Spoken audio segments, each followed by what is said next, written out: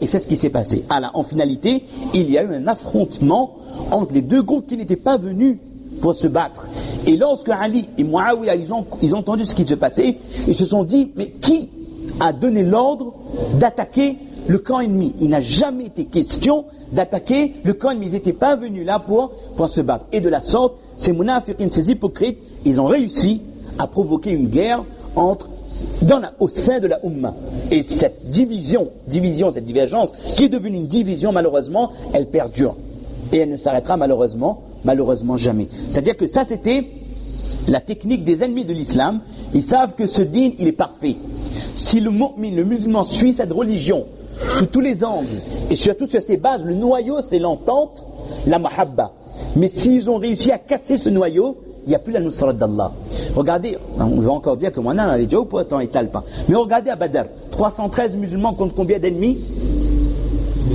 Plus que ça. Non. Plus que ça, c'est pas la réponse. Un examen, jamais ne me donne pas la note de ça. D'accord? 313 contre plus de 900 ennemis à Badr. Retenez. Et à Uhud, pareil.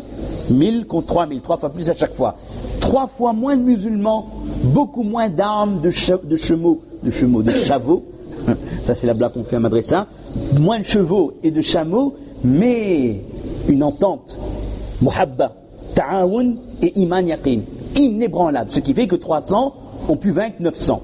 Et qu'à Uhud, 1000, ils ont eu le dessus sur 3000 jusqu'à ce qu'il y a eu irtilaf. Jusqu'à ce qu'il y a eu désobéissance à l'ordre du prophète. Bref, comprenez que quand il y a ta'awun, il y a muhabba, il y a toujours l'aide d'Allah. Et ces personnes, ces hypocrites, ils ont compris comment toucher la Ummah, c'est en enlevant la muhabba. Et c'est ce qui s'est passé à l'époque après l'assassinat de Hazrat Uthman, radiyallahu anhu. De nos jours, qu'est-ce qu'on entend? Ce qu'on entend, c'est que il y aurait des groupes extrémistes. On essaie de mettre des étiquettes sur tous les groupes, tous les musulmans. On entend que, là on disait, il y a quelques jours dans les médias, on parlait d'un imam et tout, qu'il aurait des relations en France, bien sûr, ici on est tranquille, il aurait des relations avec tel groupe extrémiste. Recherchez, on parle du Tabligh. On parle d'un autre savant, il appartient à telle école extrémiste des Déobandis. On parle d'un autre savant du monde arabe à l'école extrêmement rigide, des extrémistes, des wahhabites. Mais d'où viennent ces noms? Vous pensez que les savants arabes, ils se sont dit que nous on est des wahhabites, vous êtes des vilains?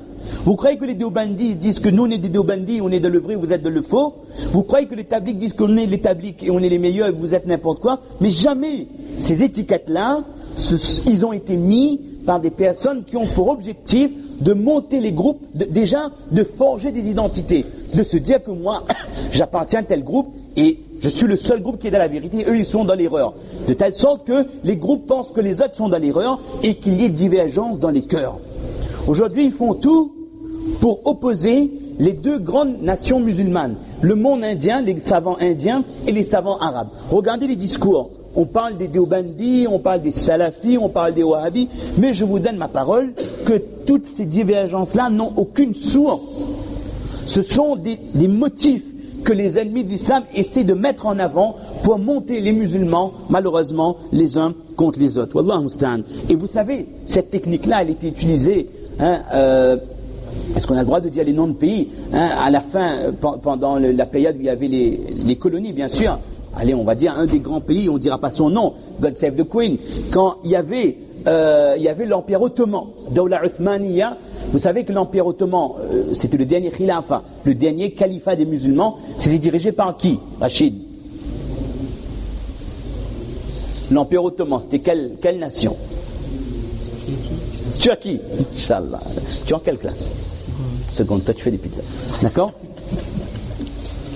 Donc, il était dirigé par des Turcs, d'accord, et cet ennemi, d'accord, il savait quelle était la force des Turcs, quelle était la force de la Ummah à cette époque. Vous savez qu'est-ce qu'ils ont fait? Ils ont fait le maximum pour opposer Turcs et Arabes.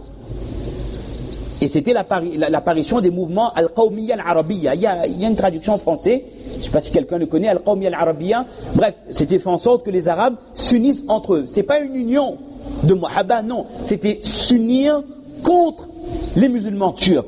Faire prévaloir la culture arabe sur la culture turcs. Et du côté des Turcs, ils ont semé la même gangrène. Fait en sorte que les Turcs soient fiers de leurs origines, de leur tradition, et qu'ils s'opposent aux musulmans arabes. Et vous savez, c'est arrivé à un tel point qu'en Turquie, ils donnaient l'azan en arabe, en turc. C'est arrivé à un tel point qu'à l'époque de l'Empire ottoman, on ne donnait plus le adhan en arabe, mais on le donnait en turc. Le adhan ne compte pas, bien sûr, mais c'était pour que ces gens-là, ils restent, c'est-à-dire ils mettent pas en avant le iman, ils mettent en avant l'identité nationale. Vous savez, et ça a marché malheureusement.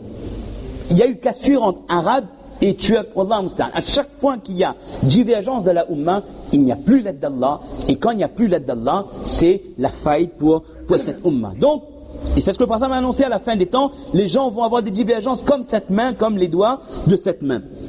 Un sahaba était inquiet, il dit فَقَالَ رَجُلٌ مِنَ الْقَوْمِ كَيْفَ تَأْمُرُ عِنْدَ ذَلِكَ يَا أَمِيرَ الْمُؤْمِنِينَ Oh, Amir al-Mu'minin, qu'est-ce qu'on doit faire à cette époque? Et là, Ali a dit que إِنَّكَ لَن تُدْرِكَ ذَلِكَ. Il a dit ne t'inquiète pas, cette époque-là, tu ne vas pas le vivre. فَطَابَتْ أَنفُسَنَا. Et là, on était rassurés, parce que pour eux, ils ne peuvent pas s'imaginer qu'on peut être musulman et avoir ces défauts-là. Ils ne peuvent pas s'imaginer comment s'en sortir à une époque où la Ummah connaît de tels problèmes. On va essayer d'accélérer un peu, Inch'Allah. On a 30 minutes, on s'arrête à 40 minutes, encore 10 minutes, Inch'Allah. Deuxième hadith de Hazrat Ali également, radiyallahu anhu, à peu près les mêmes questions dans d'autres circonstances. Il a cité d'autres, on va résumer. Il a dit que parmi les signes, إِذَا أَمَاتَ النَّاسُ الصَّلَوَاتِ, lorsque les gens vont abandonner la salat. Regardez, salat al-Eid, au Vélodrome là-bas, Edga. Vous voyez le nombre de musulmans qu'il y a? C'est des musulmans d'où ça? De Sunni. Mais subhanallah, où est-ce qu'ils sont? Où est-ce qu'ils sont pour les autres salats, namaz fajr? Où est-ce qu'ils sont pour les salats qui sont obligatoires et non pas un salat al-Eid qui n'est pas obligatoire? On voit bien que si on analyse quel est le pourcentage de musulmans qui est régulier dans sa salat, wallah musta'an, ça fait peur les chiffres.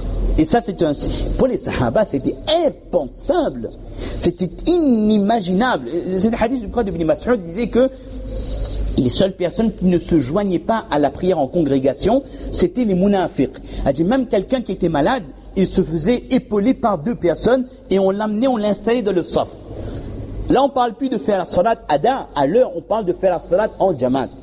Parce que ça, quand on parle du muhabbat d'union, la salat en jamaat a pour but de réunir les gens, de créer un climat d'entente et de muhabba au sein de la jamaat, au sein de la communauté. C'est pour ça que la masjid est un lieu où il ne faut surtout pas provoquer de problèmes. Vous savez, une fois il y avait un bédouin qui est entré, il a uriné dans la masjid. Le prophète, il a vu, les sahaba ils ont vu, et les sahaba ils voulaient le frapper. Le prophète a calmé ces personnes, il a laissé terminer.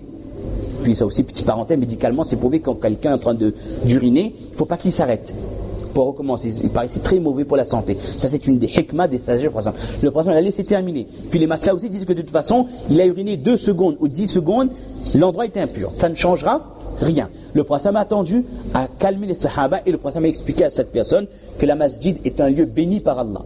C'est pour faire le dhikrullah, la salat, l'ibada et non pas pour ce genre de choses. Il a expliqué et le bédouin était tellement choqué. Il a compris la gravité de son geste et il était impressionné par la bonté, la grandeur d'un prophète qu'il a dit oh prophète d'Allah, demande à Allah d'avoir pitié pour moi et toi et pas pour les autres parce que les autres sont mis en colère que pour les deux. Le prophète a dit qu'Allah ait pitié pour nous tous. C'est-à-dire que la grande leçon à retenir, c'est que dans une masjid on parle de manière correcte, courtois, avec respect.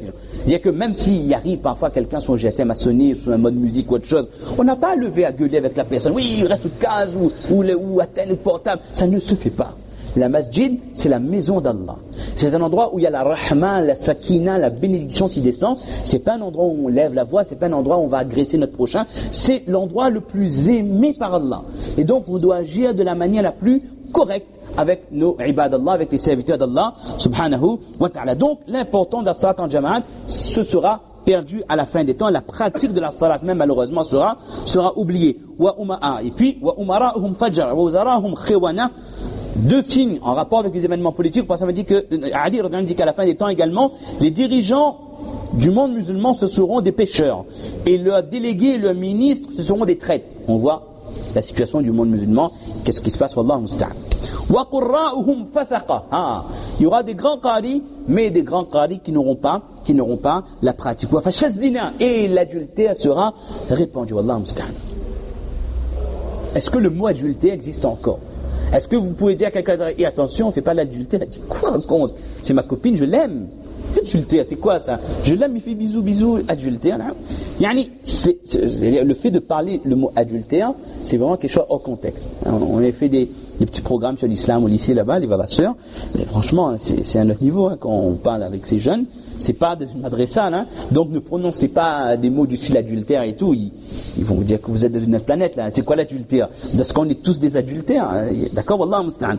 Il y a un ancien élève, il est en France maintenant, il a tenté l'Eldorado, l'aventure en France, c'est loin, et il voulait faire je sais pas quoi, et il met des photos de lui en boîte de nuit, tout ça, avec des amis en train de faire la chenille avec des filles. Vous savez c'est quoi faire la chenille?